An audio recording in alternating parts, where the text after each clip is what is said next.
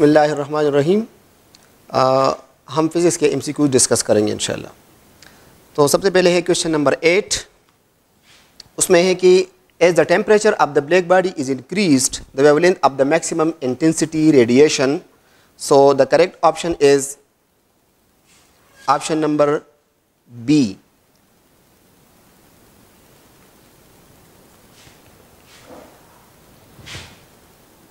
As Wien's displacement law, उसमें हमने पढ़ा है कि the wavelength of the maximum intensity is inversely related to the temperature.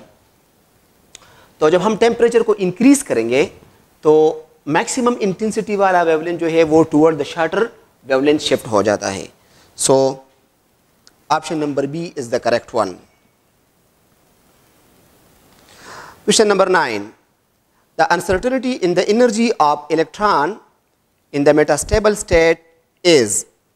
तो uncertainty के लिए हमारे पास जो इक्वेशन है energy time uncertainty delta E and delta T is equal to H.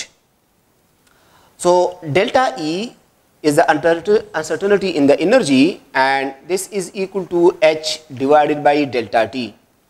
हमारे पास जो h की वैल्यू है वो है 6.63 इंटू 10⁻⁻34 और मेटास्टेबल स्टेट में डेल्टा टी यानी लाइफ टाइम जो मेटास्टेबल स्टेट का होता है वो होता है 10⁻³ तो जब आप इसको सिंप्लीफाई करेंगे so you will get 6.63 into 10⁻31 and this will be joule. So the correct option is a. Question number 15. In photoelectric effect, the number of electrons increases with increase of intensity. Intensity का मतलब होता है number of photon. तो जब हम intensity को increase करेंगे यानी number of photon को ज़्यादा incident करेंगे material के ऊपर तो उससे ज़्यादा electrons eject होंगे। So option number C is the correct one. Question number 16. If blue light and red light of the same intensity are allowed to fall on the same metal surface, which will emit the photoelectron with high kinetic energy. So the correct option is blue.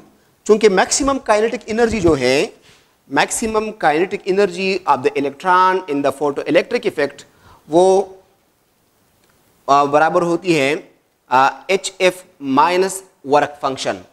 ठीक है, तो work function की value चूंकि constant होती है तो इसलिए maximum kinetic energy का डिपेंडेंस सारा जो है वो फ्रीक्वेंसी के ऊपर है।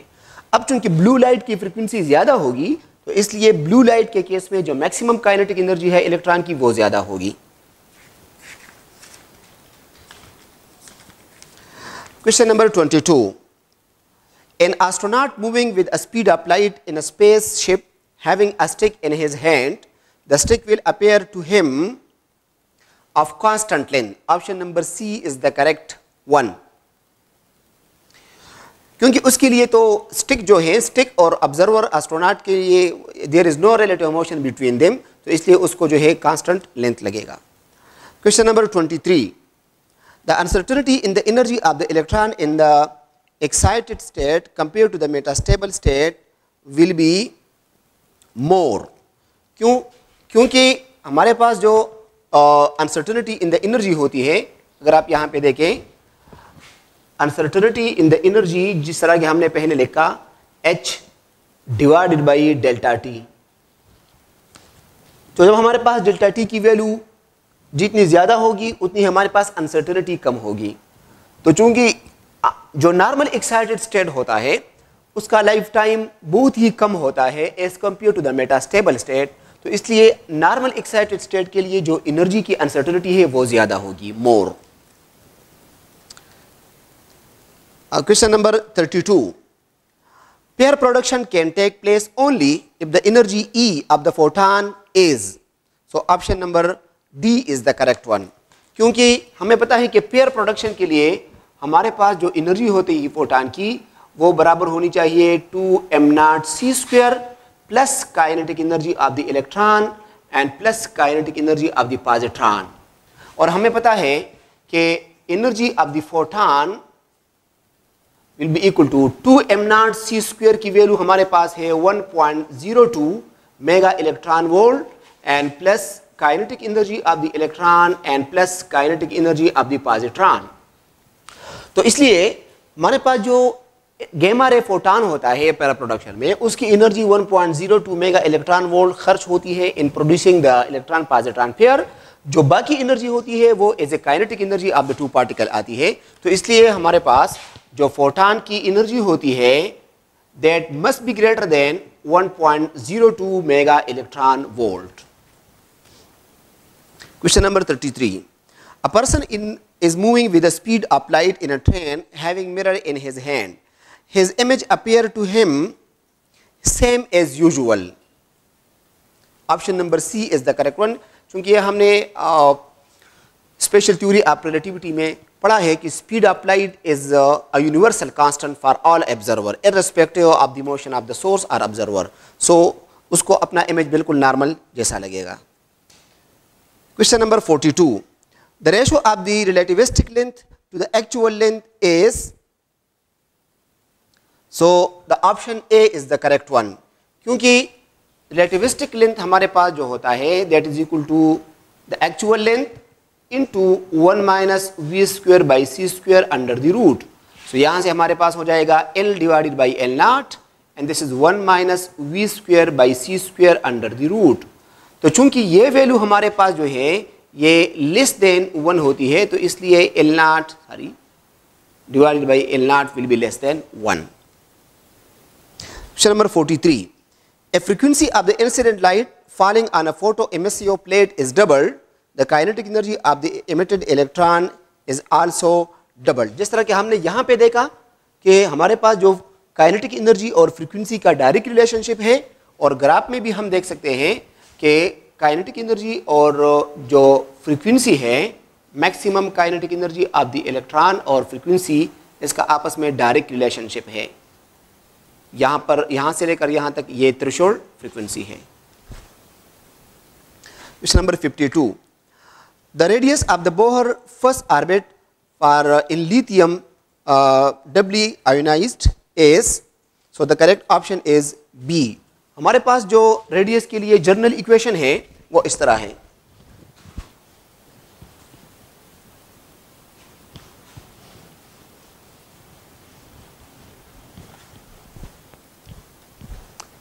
बोहर थ्योरी में जो रेडियस के लिए इक्वेशन है वो हमारे पास है r n is equal to n square into r naught, और यहाँ पर हमारे पास z है डिनोमिनेटर में।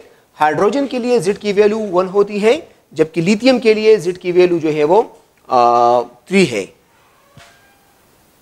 लिहाजा आर एन आर 1 हो जाएगा, इनकी वैल्यू 1 है, so this is 1 into r naught and this is divided by 3, so this is 0.0.53 angstrom divided by 3।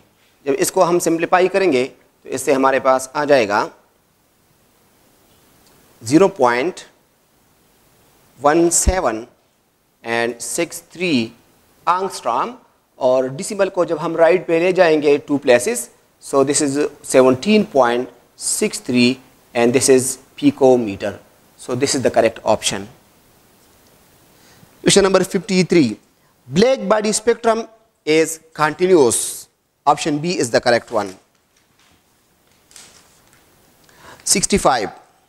Laser light is the result of, option number D is the correct one, stimulated emission. हमें पता है कि laser light का जो बुनियादी principal है वो है स्टिमुलेटेड एमिशन। हमारे पास 2 किस्म का एमिशन होता है, एक होता है स्पॉन्टेनियस एमिशन और एक होता है stimulated emission.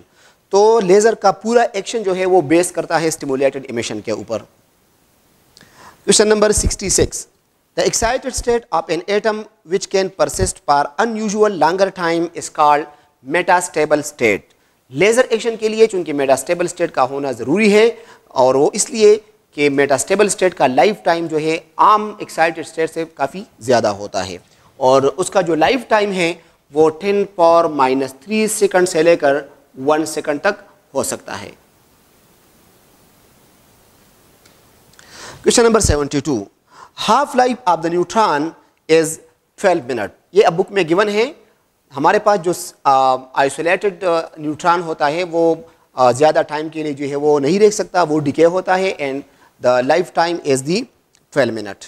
73, which one electron converted into energy, the energy produce will be? So option number C is the correct one. ये असल में इलेक्ट्रॉन की रेस्ट मास एनर्जी है। इलेक्ट्रॉन की रेस्ट मास एनर्जी हमारे पास बराबर होती है m0c²। तो यहाँ पर आप m की वैल्यू पुट करें और यहाँ पर c की वैल्यू पुट करें, and you will get 0.51 mega electron volt. So this is the rest mass energy of the electron. Question number 88. The value of the Planck constant is, so the correct option is B.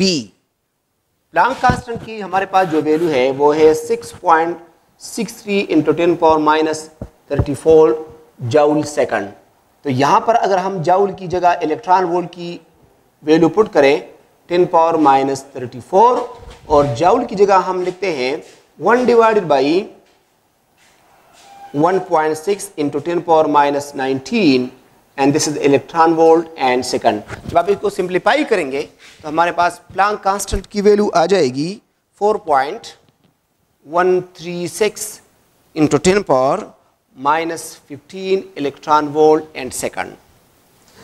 Question number 89.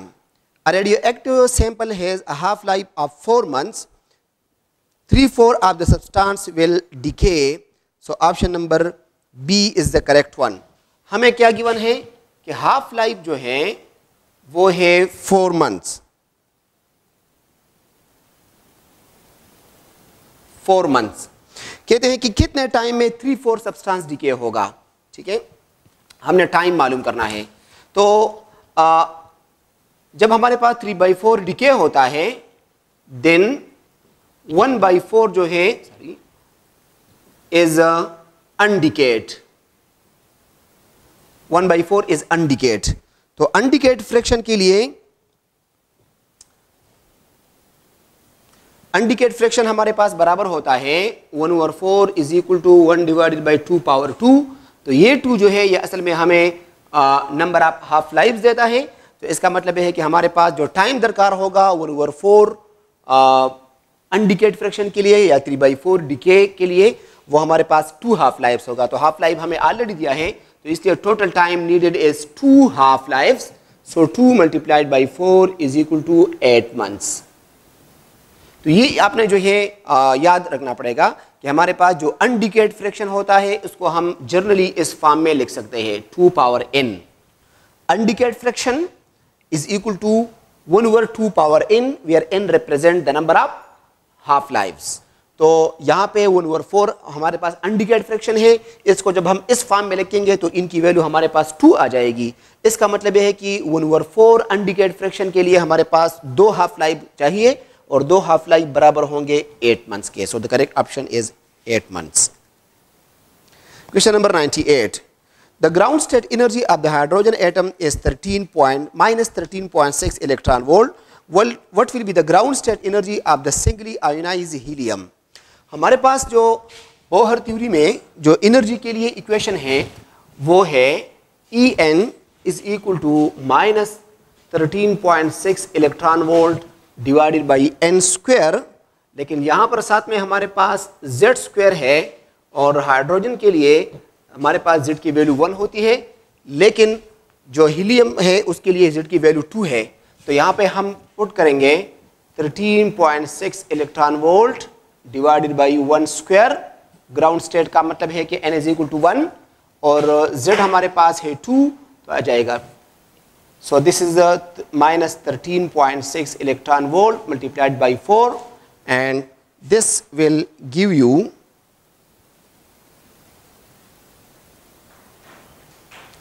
54.4 electron volt. इसको आप 4 से multiply करें, so you will get this answer question number 99 में है strong nuclear force is, option number A is the correct one, charge independent. ये strong nuclear force की properties में से एक प्रॉपर्टी है कि स्ट्रांग न्यूक्लियर फोर्स वो चार्ज इंडिपेंडेंट होता है।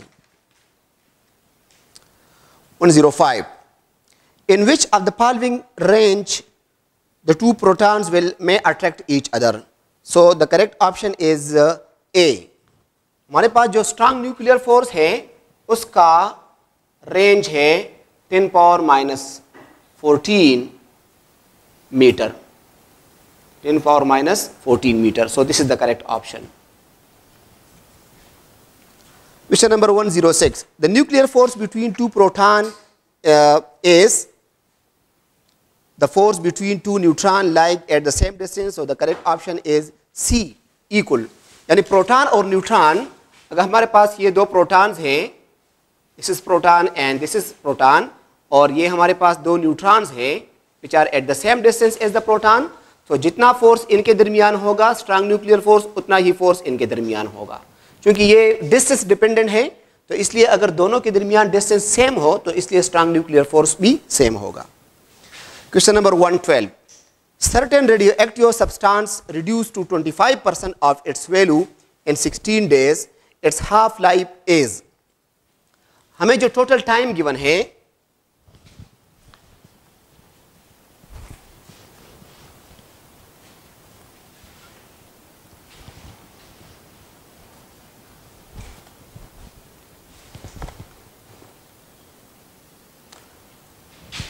Total time given is 16 days. हमने क्या मालूम करना है? हमने मालूम करना है हाफ लाइफ। गिवन क्या है? जो अनडिकेट फ्रैक्शन है, undecayed fraction of the radioactive substance वो हमें गिवन है, वो है 25%। तो 25% का मतलब होता है 1/4। तो 1/4 को हम लिख सकते हैं 1/2/2। तो इसका मतलब यह है कि हमारे पास जो इनकी वैल्यू है वो 2 आ गई है। So it mean that after 2 half lives 25% of the radioactive material will left. तो हमारे पास जो टाइम है दैट इज वो बराबर होगा 2 हाफ लाइफ्स का, और यहाँ पर वैल्यू पुट करें 16 डेज का। So 16 days is equal to 2 half lives. तो इसलिए 16 डिवाइडेड बाई 2 हमारे पास आ जाएगा half life. So half life will be equal to 8 days. So 8 days will be the half life of this material. 113. Atomic mass unit in terms of the energy is nearly equal to 931 mega electron volt. ये आप मालूम कर सकते हैं 1U हमारे पास बराबर होता है 1.66 इंटू 10⁻⁻27 kg, और इसको अगर आप एनर्जी में कन्वर्ट कर लें m0c², तो यहाँ पर आप अगर वैल्यू पुट करें m की 1.66 इंटू 10⁻⁻27 kg, और यहाँ पर c² की वैल्यू पुट करें 9 इंटू 10⁻16, तो ये जब आप कैलकुलेट करेंगे you will get 931 mega electron volt. Question number 122. The half life of certain radioactive sample is 30 minutes. हमें हाफ लाइफ दिया है एक रेडियो एक्टिव मटेरियल का, this is 30 minute. At 1 PM the decay rate is measured to be 1200 disintegrations per second. What will be the outcome of the decay rate at the 2 PM? हमें time given है 1 PM से 2 PM तक। इसका मतलब यह है कि total time given is 1 hour. 1 hour का मतलब होता है 60 मिनट्स, और 60 मिनट का मतलब है 2 मल्टीप्लाइड बाई 30 मिनट्स, यानी टोटल टाइम जो है this is equal to 2 half lives. तो इसलिए हमारे पास इनकी वैल्यू क्या आ गई? 2 आ गई। ठीक है, जब हमने 2 है तो हमारे पास एक फार्मूला है कि ratio of the decay rates is equal to 2 power n, ये है। तो हमारे पास जो डिके रेशो है वो हमारे पास है 1200 डिवाइडेड बाई x। 1 PM पर हमारे पास जो डिके रेट है वो है 1200 और 2 PM पर हमने मालूम करना है x। तो यहाँ से हम x की वैल्यू मालूम करेंगे, 2 पावर इनकी वैल्यू है 2, सो this is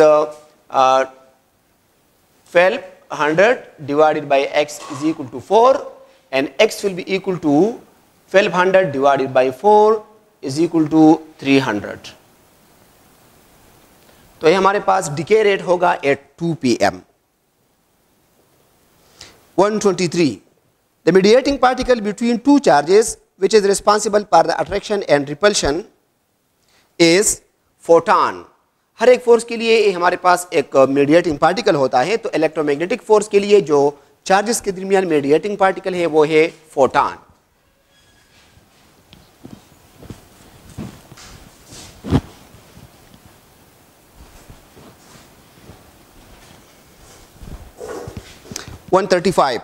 The maximum kinetic energy of the emitted electrons in the photoelectric effect does not depend on the intensity of radiation। ये ऑलरेडी गिवन है बुक में कि काइनेटिक एनर्जी और इंटेंसिटी का आपस में किसी किस्म का रिलेशनशिप नहीं है। 136, the ionization power of alpha, beta, gamma in the order of increasing value is, so option number C, सबसे कम आयोनाइजेशन पावर गेमा का है, उसके बाद जो बीटा का है और उससे सबसे ज़्यादा जो आयोनाइजेशन पावर है वो अल्फा का है। So option number C is the correct one. 145, Balmer series converges at the shortest wavelength equal to, so option B is the correct one, 4/RH। आप बाल्मर सीरीज में शॉर्टेस्ट वेवलेंथ मालूम कर सकते हैं using this formula, 1/λ minimum is equal to R। This is 1 divided by 2 square minus 1 divided by infinity। Infinity से जब electron jump करेगा state number 2 पे, तो वहाँ से सबसे ज़्यादा एनर्जी वाला रेडिएशन इमिट होगा और सबसे कम वेवलेंथ उसका होगा। तो आप यहाँ से कैलकुलेट करें, 1 divided by λ minimum is equal to R। This is 1/4 minus 0 and λ minimum इसका आप रेसिप्रोकल ले लें, so this is 4 divided by R। So this is the minimum wavelength of the radiation in the Balmer series। Question number 146, 1 Curie represent, so option number C is the correct one, 3.7 into 10 power 10 disintegration per second। 155, in helium neon laser which one is the lasing medium? So neon is the lasing medium, option number B is the correct one। helium neon laser में helium जो है that is 85% of the mixture and this is the pumping medium,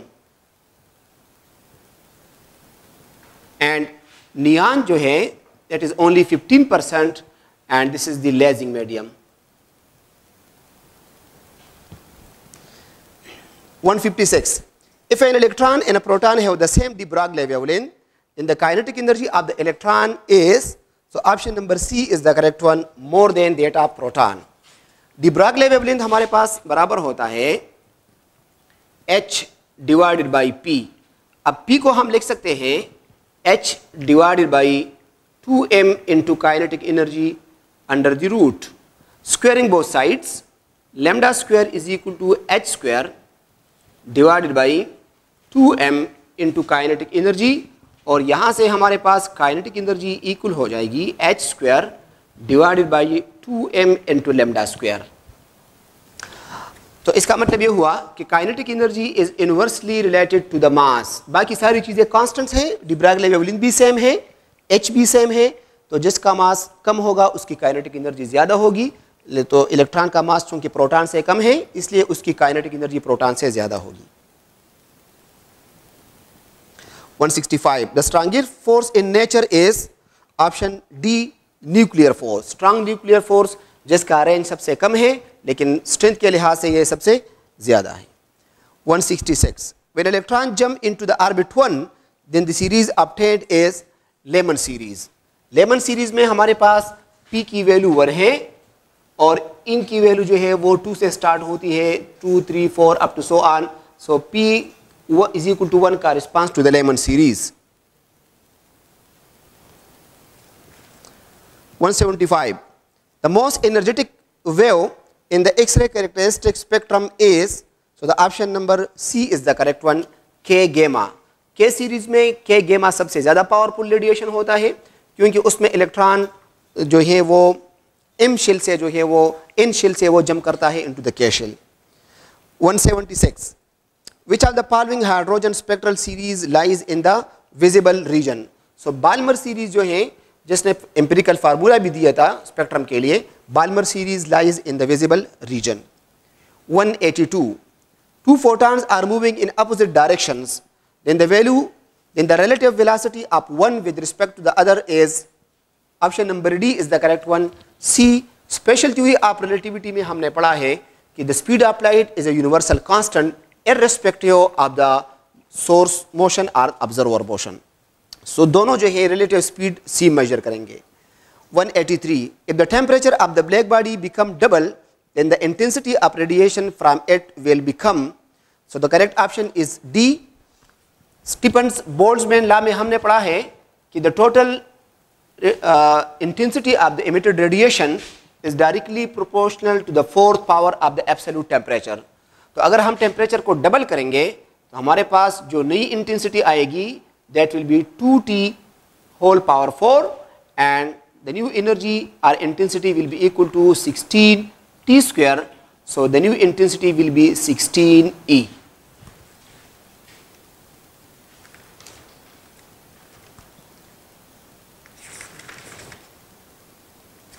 Okay, question number 195. When the atoms in the gaseous state are excited to emit radiation, the spectrum obtained will be line spectrum. Atomic gases जो होते हैं उसका जो spectrum होता है वो line spectrum होता है. मॉलिक्यूलर गैसेज जो है उसका बैंड स्पेक्ट्रम होता है और जो कंडेंस गैसेज होते हैं या लिक्विड्स या सॉलिड्स होते हैं उसका कंटिन्यूस स्पेक्ट्रम होता है. सो इस केस में हमारे पास ऑप्शन नंबर ए वो करेक्ट है. 196. The radius of the second shell of the hydrogen atom is, option number B is the correct one. Radius को हम मालूम कर सकते हैं, हमारे पास जो क्वांटाइज ऑर्बिट्स का फार्मूला है Rn is equal to n square R1. So this is second orbit के लिए हमारे पास हो जाएगा 2 स्क्वायर और ये हमारे पास है 0.53 इंटू 10⁻⁻10 मीटर. सो जब आप इसको मल्टीप्लाई करेंगे so you will get 4 into 0.53 आंगस्ट्रॉम. So this is 2.12 angstrom. So this is the correct option.